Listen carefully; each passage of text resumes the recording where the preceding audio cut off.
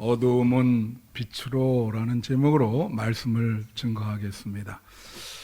모든 설교 말씀은요 절기 중심으로 그렇게 되어 있거든요. 근데 지금 절기가 그 주연절이라고 그렇게 영어로는 에피파니라 그렇게 얘기합니다. 여러분 주연절 그러면 잘 모르실 건데 주연절은 성탄절 다음에 오는 절기예요. 그래서 그 뜻은 뭐냐면 빛이 나타났다라고 하는 거예요. 성탄절날 예수님이 빛이신데 태어났고요. 지금은 빛이 나타나셔서 이제 자라고 계시는, 활동하고 계시는 그러한 절기예요. 그래서 오늘은 그 빛의 나타남에 대해서 좀 말씀을 드리려고 합니다.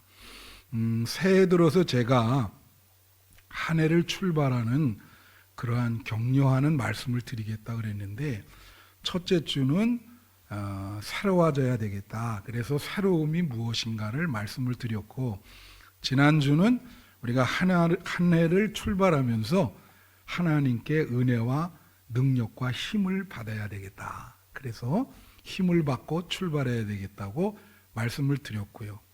오늘은 세 번째 주로 우리가 어두움에서 벗어나서 빛 가운데로 들어가야 되겠다.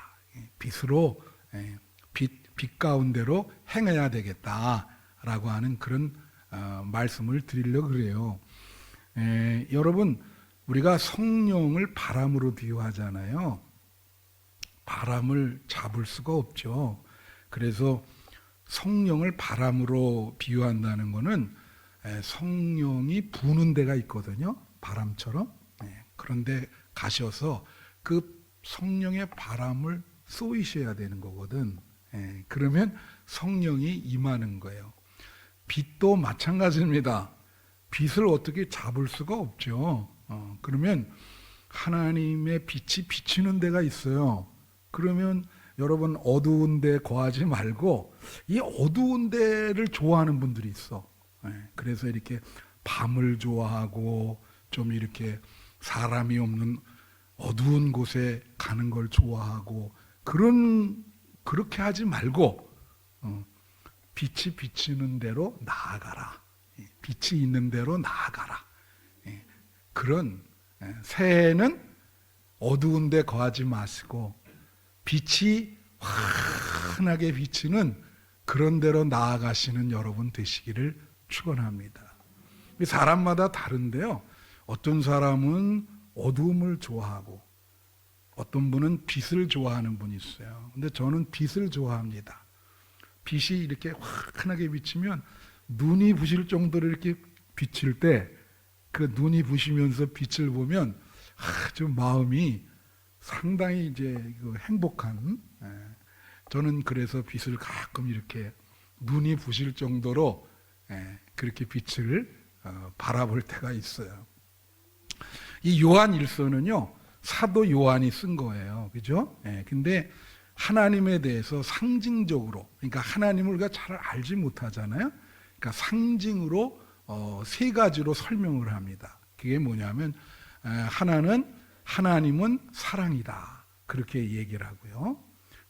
아직 때가 안 됐어요. 첫째로 하나님은 사랑이다. 그렇게 설명을 하고 그 다음에 또 하나는 하나님은 생명이다. 그렇게 설명을 합니다. 요한일서에 이제 나와요. 그 다음이 하나님은 빛이다. 그렇게. 그래서 오늘 본문은 하나님은 빛이다 라고 말씀을 하는 그런 본문이에요. 주연절에 반드시 오늘 이 부분에 대해서 설교를 하게 돼 있어요. 하나님은 빛이다. 근데 이 본문은요 세 단락으로 이루어졌습니다. 그래서 첫째 단락은 빛에 대한 이야기고 이게 단락으로 그대로 이어지는 거예요. 두 번째 단락은 어두움에 대한 이야기를 하고 세 번째 단락은 죄에 대한 이야기를 하고 있어요. 그래갖고 빛과 어두움과 죄를 대조시키는 그러한 그 대조법을 오늘 본문에서 쓰이고 있는 거예요. 그래서 그러면 이 본문의 순서대로 한번 여러분에게 말씀을 드리려고 합니다. 근데 이제 첫째로 우리 민우가 벌써부터 이렇게 딱 비쳤는데, 첫째로가 뭐냐면 하나님은 빛이라는 거예요. 다 같이 하나님은 빛이다. 네, 이것은 5절 말씀에 나와 있습니다. 이 보면 우리가 그에게서 듣고 너에게 전하는 소식은 이것이니 곧 하나님은 빛이시라. 그에게는 어둠이 조금도 없으시다는 것이니라. 그거예요. 여러분 그거 아세요? 과학과 우리 기독교가 좀 이렇게 뭐 진화론 이런 걸로 반대되는 경우가 많죠. 근데 공통되는 부분이 하나 있는데 그게 빛이에요. 빛. 이 과학에서도 빛을 상당히 중요하게 생각합니다. 그래서 여러분 잘 알다시피 뭐 아인슈타인이나 이런 사람들 다 빛을 연구해 가지고 그게 노벨상을 타고 그런 거거든요. 이 우주에 빛이 있죠? 예, 우주에 빛이 있습니다. 그런데 우리 기독교에서도 영적으로 하나님은 빛이라는 거예요. 영적으로. 그래서 우리가 굉장히 중요한 게 이 빛인데, 이 죽었다가 깨어난 사람들이 있거든요. 예, 그런 사람들이 굉장히 많아요. 그런 사람들 증언하는 거 보면 그 대부분 어떻게 증언을 하냐면 죽잖아요. 그런 영혼이 뜹니다. 그래서 그 자기 모습도 보고 의사들 그 옆에서 하는 말도 다 들어요. 그러다 갑자기 어두운 터널로 빨려 들어가요. 그래서 그 터널을 나오면서 갑자기 말이에요. 강력한 빛이 있어가지고 그 빛을 향해서 그냥 엄청난 속도로 그 빛으로 향해서 올라간다는 거예요. 영원히. 공통적으로 100이면 100 죽었다가 깨난 사람들이 대부분 그렇게 얘기를 해요. 그래서 높은 데 올라가다가 갑자기 떨어져가지고 의식이 돌아오는 거예요. 그래서 우리가 미루어 짐작을 하는데 아마 여러분이 예수를 믿고 죽으면 빛으로 가게 될 것입니다. 하나님은 빛이기 때문에. 예. 그래서 그런 믿음이 있으셔야 돼요. 사람이 죽을 때 그 믿음이 되게 중요하거든. 예. 그래서 빛으로 간다. 그걸 명심하시길 바라요. 빛의 특성은 뭐죠? 밝히는 거예요. 이게 환하잖아요. 지금도 이게 그래도 이런 빛이 그래도 환하게 밝히죠. 하나님이 빛이라 그럴 때 우리가 하나님을 만나면 우리의 어두운 마음, 어두운 생각이 긍정적으로 바뀌면서 밝아집니다. 표정도 밝아지고 얼굴도 밝아지고. 예? 사람이 어두운 방에서 오랫동안 있는 사람이 있어요. 그런 사람 나와서 얼굴 보면 얼굴이 아주 어두워요. 그리고 비관을 많이 해. 절망 속에서 그렇게 막 자기 포기를 하면서 산다고. 근데 하나님을 만나서 빛을 쪼였어요. 그러면 제일 먼저 생각이 미래에 대해서 긍정적인 생각이 들어오는 거예요. 밝은 생각이 들어와요. 근데 이거는요, 생물학적으로도 입증이 된 건데, 우리 연세 드신 분들 겨울에 춥다고 집 안에만 있지 마시고 낮에 햇빛이 비치면 반드시 나가서 햇빛을 받으면서 좀 산책을 하셔야 돼요. 우리가 햇빛을 받을 때 우리 호르몬 중에 세로토닌이라는 게 있는데 그게 나옵니다. 그건 햇빛을 받을 때 나와요. 근데 그 세로토닌이 하는 일은 무슨 일을 하냐면 이게 행복 호르몬이에요. 그래서 밝은 생각을 해주는 호르몬이에요. 그거는. 햇빛을 받으면 밝고 긍정적인 생각을 갖게 하는 호르몬이 나와. 야, 그 호르몬이 우리 생각도 그렇게 조종을 해주는 거예요. 그래서 햇빛을 받아야 돼요. 연세 드신 분들 반드시 이 낮에 좀 겨울에도 그래도 햇빛이 이렇게 있으면 나가서 꼭 햇빛을 쬐시기를 바랍니다. 그러면 하나님을 만나게 되고 밝은 생각, 미래에 대해서 긍정적인 생각을 갖게 돼요. 그 빛이 또 뭘 하죠? 빛을 비추면 지척을 분간할 수 있어요. 사물을 잘 파악할 수 있어요. 그리고 제대로 보이게 되고. 그러죠? 어두울 때는 뭐요? 이거 갈 길도 잘 못 찾을 때가 있다고.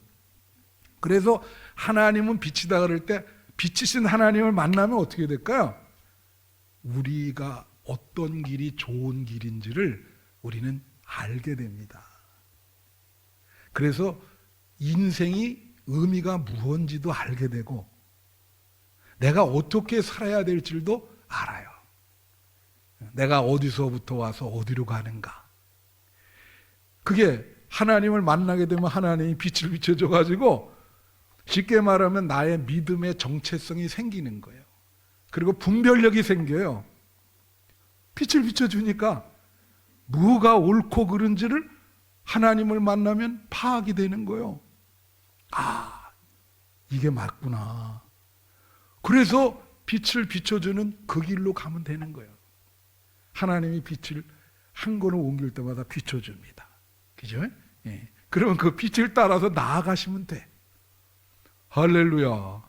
여러분, 새해에는 어두움에서 나오셔서 빛을 따라 가시는 여러분 되시기를 축원하여. 예. 빛을 따라 가세요. 환합니다. 눈이 부실 정도로 행복해요. 예. 그게 하나님을 만날 때 일어나는 일이요. 둘째로 어두움과 빛을 또 이렇게 비교를 해요. 어두움과. 이거 바로 5절. 여기도 보면 뭐라냐면 그에게는 어둠이 조금도 없으시다. 하나님에게는 어둠이 없습니다. 예. 하나님에게는 어두움이 없어요. 그 다음에 6절. 만일 우리가 하나님과 사귐이 있다고 어둠에 행하면 거짓말을 하고 진리를 행하지 아니한 이거니와. 이게 무슨 뜻이냐면 빛으로 나가서 하나님과 교제를 나눈다 하면서 어두움에 행한단 말이에요. 어? 여기서는 뭐예요? 이게 뭐 빛을 받았는데 어두운데 쫓아다니고 죄를 짓고 그렇게 한단 말이야. 그러면 어떻게 돼요? 그러면 그건 하나님과 사귐이 있다는 말이 거짓말이라. 빛이 오는데 어떻게 어두움에 아직도 있느냐. 여러분, 이게 말이 안 되는 게 빛이 쪼이면 어두움은 물러갑니다. 그죠? 근데 빛을 쪼였다고 하는데 어두움이 남아있어. 말이 안 되지. 그러니까 거짓말이라 그러잖아요. 진리를 행하지 아니한다. 이 어두움에 대해서 저는 싫어요. 여러분들 어떻게 생각할지 모르지만. 근데 어두움에 대해서 신학적으로, 영적으로 이렇게 설명하는 분이 있어. 이게 성도가 예수를 믿으면서도 어두움에 거할 때 그 영적으로 그 어두움을 어떻게 설명하느냐 있는가. 그거를 몇 가지로 설명을 하는데 신학자가 잘 들어보세요. 우선 어떤 어둠이 있냐면 하나는 이 교만해가지고 자기의 늘 좋은 점만 생각하는 어두움이에요. 늘 자기의 좋은 점만 보려 그래. 그게 그렇게 갇히면 어두움에 갇힌다는 거예요. 자기의 좋은 점만 늘 보고, 그러니까 이제 교만이라고 하는 어두움에 갇히게 되는 거죠. 그건 하나님이 제일 싫어하는 사람이 교만한 사람이요. 그러니까 그 어두움에 갇히게 돼요. 근데 또 하나는 남의 약점만 보는 어두움이 있어요. 그분은 남의 약점만 계속 들춰내고 그런 어두움에 거해 있다. 그 습성을 버려야 되는데 그게 계속 그게 반복적으로 일어나면 그 어두움 속에 있다. 그렇게 얘기하고, 또 하나는 우리 신학자들이 얘기하는 게, 그러니까 쓸데없는 근심과 걱정과 불안의 어두움에 처해 있는 사람이 있다는 거죠. 여러분, 불안하고 근심한 거는 벌써 표정부터 나타나죠. 그럴 때 우리가 뭐라 그래요? 얼굴이 어둡다. 무슨 고민거리 있는가? 그러니까 여러분이 하나님께 맡기질 못하고 미래에 대해서 불안하고 걱정하고 그러면 어두움입니다. 그게. 그런 어두움에 거하는 거예요. 얼굴도 어두워지고 마음도 어두워지고, 거기서 어떻게 벗어나야 되는데. 그죠? 예. 그렇게 얘기해요. 또 어떤 얘기를 하냐면 남의 떡이 커 보이는 어두움. 우리 교회에서 거의 매주 떡을 주는데 어느 날 떡을 받았는데 아유, 내 떡보다 여기 어떤 권사님 떡이 더 커 보여. 아, 저걸 내가 받아야 되는데 바꾸자. 예? 남의 떡이 커 보이네 이게. 자꾸 그래서 뭐가 생겨요? 질투하는 거죠. 이것도 또 하나 있어. 이 어두움이 뭐가 있냐면 이렇게 표현을 해. 뭐냐면 남이 잘 되면 배가 아프는 어두움이 있어요.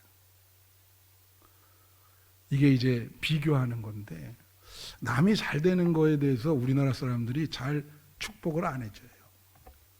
마음속 깊은 곳에는 좀 안 되기를, 뭐 무슨 일이 일어나면 겉으로는 막 어렵다, 뭐 어유 얼마나, 근데 속으로는 박수 칠 때가 있다고.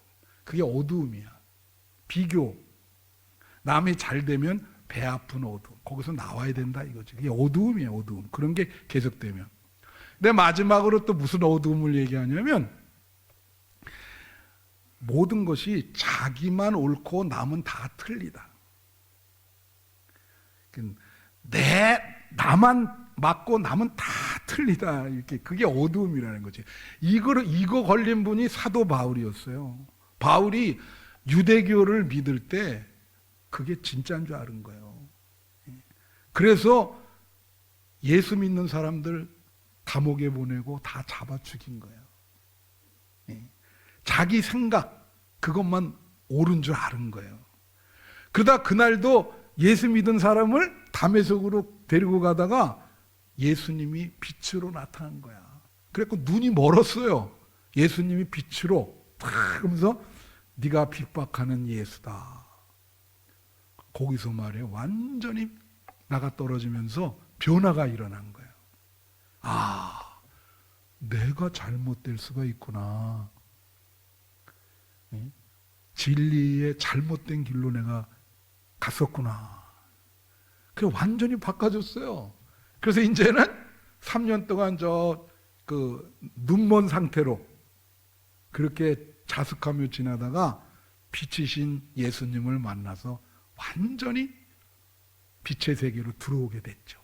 그래서 이 나만 옳다는 이 어두움에서 벗어나게 된 거예요.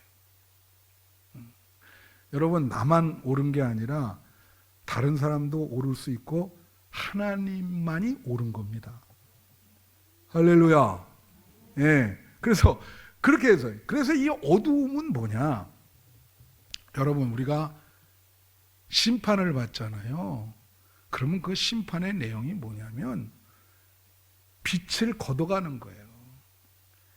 지옥에는요,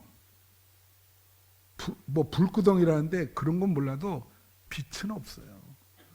어두컴컴합니다. 그러니까 여러분이 제일 큰 형벌이 뭐냐? 빛을 걷어가시는 거예요. 그리고 빛을 안 비춰줘. 그래서 그거를 로마서에서 뭐라 하냐면 1장에 상실한 마음대로 내어버려 둔다. 그렇게 표현하고 있어요. 그래서 여러분, 이 어둠에 거하시면 안 돼요. 그래서 하나님의 빛을 따라 그 어두움에서 확실하게 나오시는 여러분 되시기를 바랍니다. 영적으로도 이 빛을 가지시고 어두움을 이렇게 어두움에서 이 사람이 이제 어떤 영화 속에서 보면 감옥 속에서 나오면 그 빛을 보면서 너무 이 빛이 그리웠다고 그러잖아요. 똑같은 거예요. 우리가 어두움의 감옥에서 나오셔야 돼. 그래서 빛을 쏘여야 된다.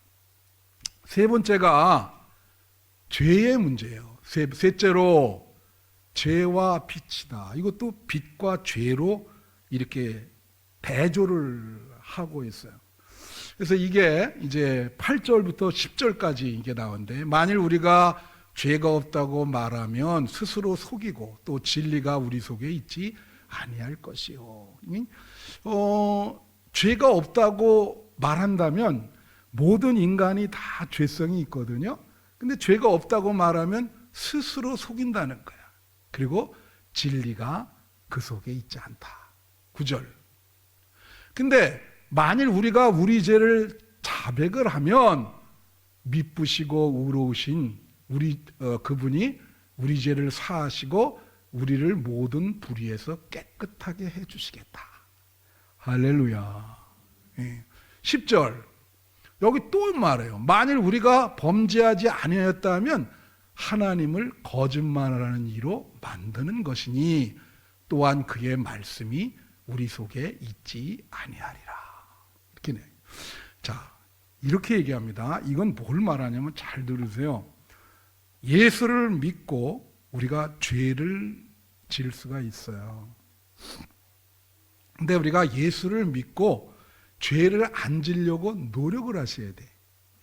근데 예수를 믿고 죄 짓는 거에 대해서 어떤 의식과 반성과 죄의식이 없으면 오늘 본문에서 뭐라고 얘기하냐면, 자, 6절로부터 한번 봅시다.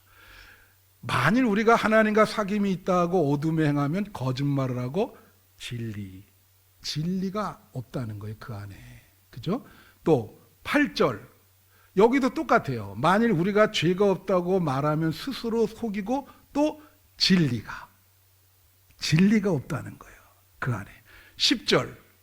또 만일 우리가 범죄하지 아니하였다면 하나님을 거짓말하는 이로 만드는 것이니 또한 그의 말씀이 우리 속에 있지 않다. 말씀과 진리는 같은 말입니다.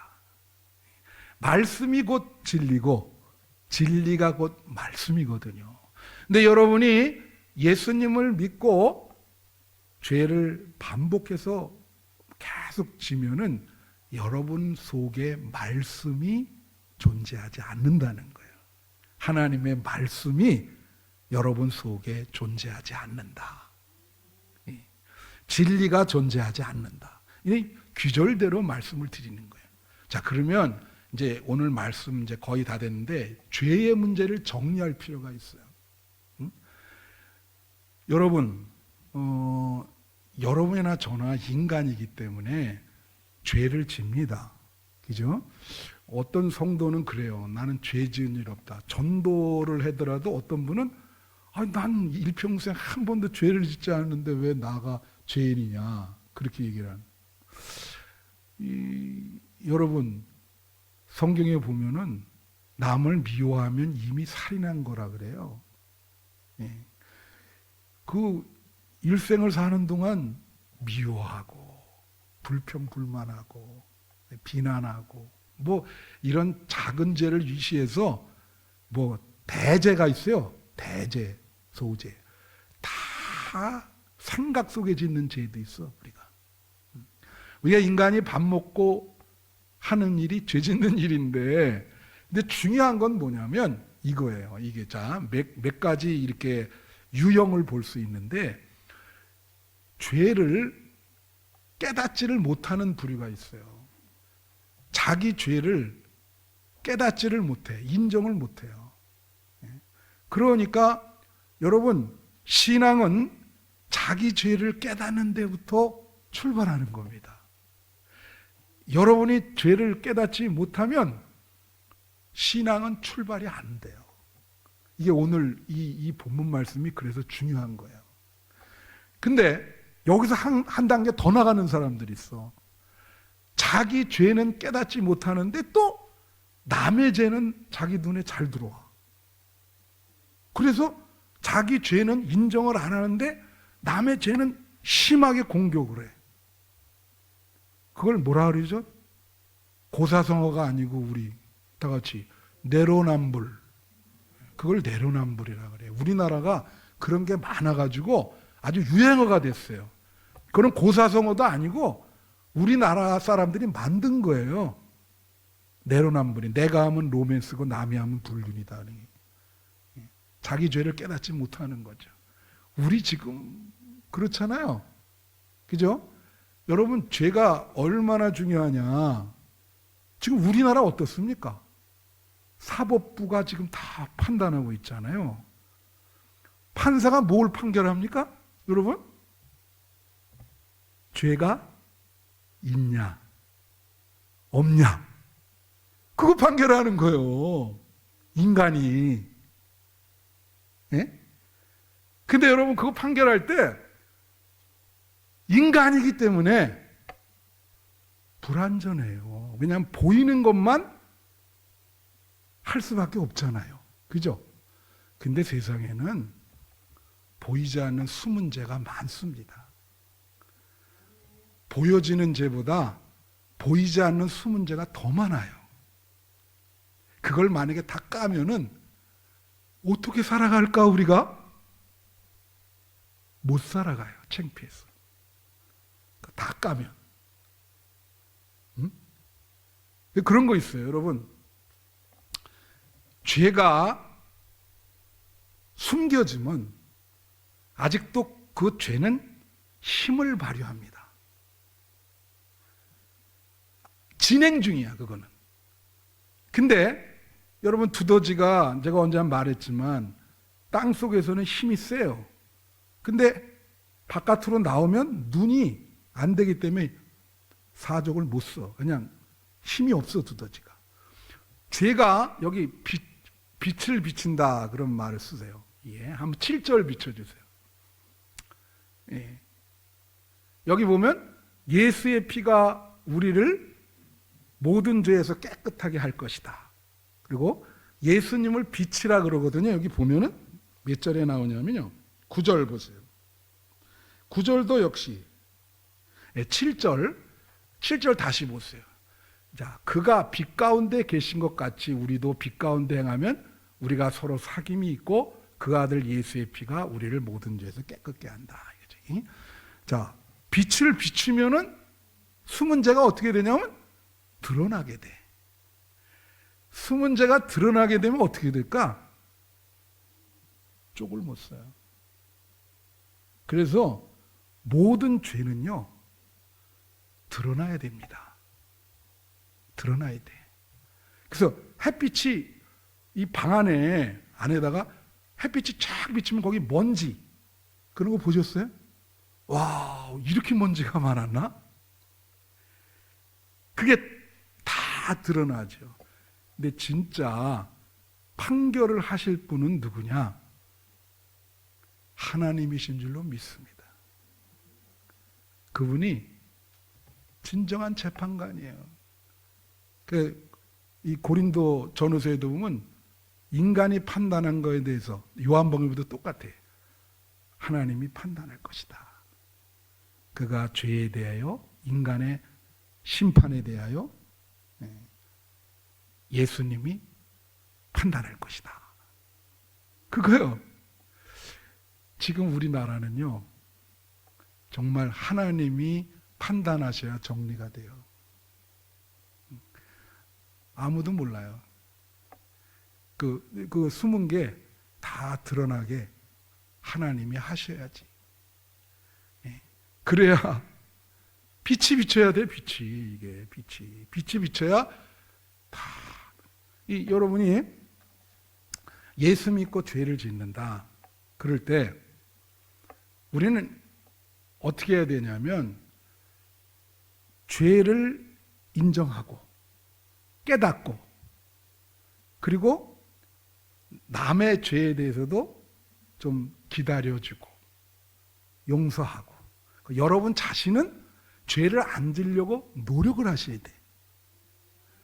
그리고 정말로 그럴 때 죄를 안 지려고 노력할 때 그때 자기 죄가 또 더 많이 보이는 거예요.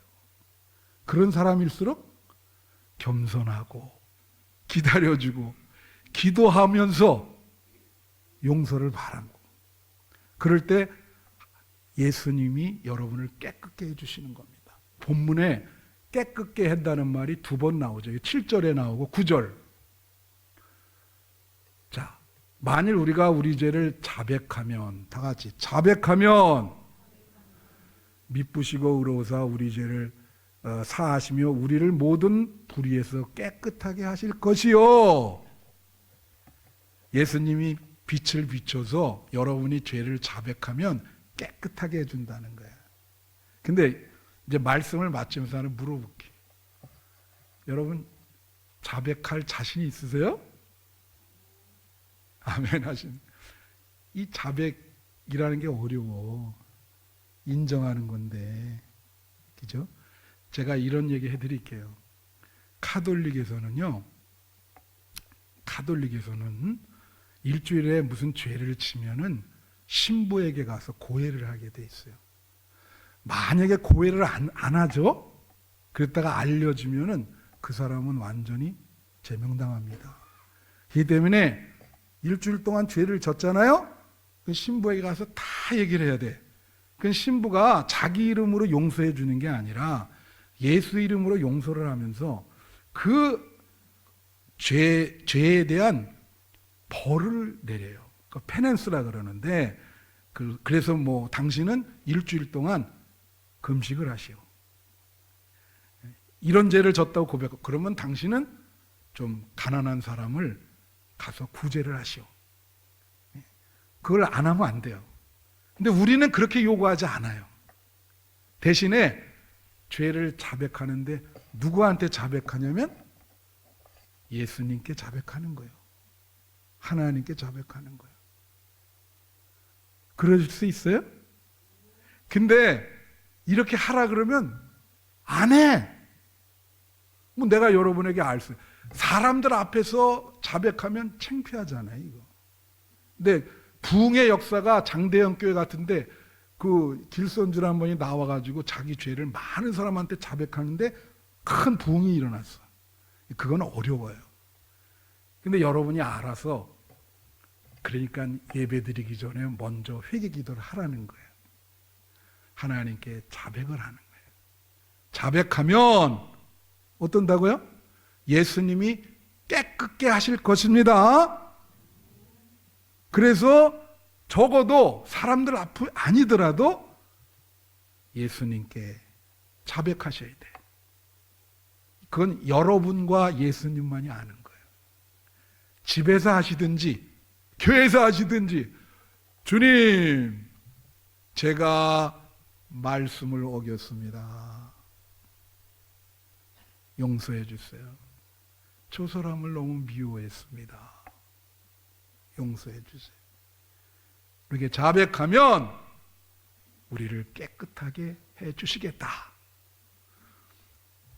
빛을 비춰서 깨끗하게 하는 거예요. 새해는 여러분 오늘 말씀처럼 빛 가운데 거하시는 우리 한빛의 성도들이 되시기를 축원합니다.